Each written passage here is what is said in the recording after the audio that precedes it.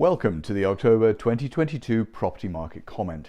And while the political landscape may be in turmoil, the property market appears, for the time being at least, to remain as resilient and upbeat as ever.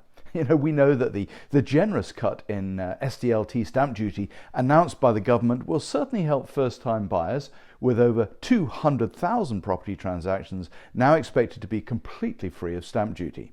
Now that's property up to £250,000 or £425,000 for first-time buyers. Of course, this benefit is partially offset by rising interest rates, and it's expected that some buyers may not be able to afford as much as they had hoped. Don't forget that if people have less money to spend, that doesn't necessarily pull prices down, it just means that they have to buy a cheaper or smaller property.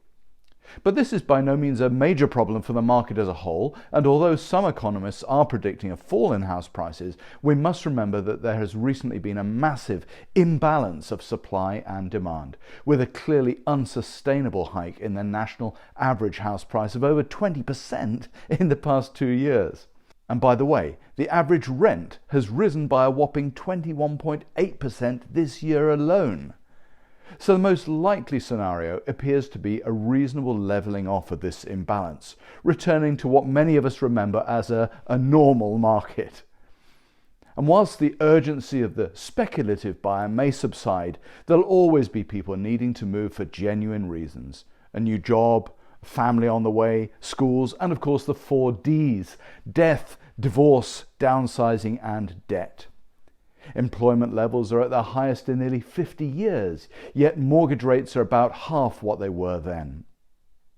And whatever the sensationalist news headlines might suggest, a house price crash appears unlikely, even if we do eventually see a levelling off of prices in real terms. At the end of the day, unless you're a property investor, moving house is more important than the actual house price.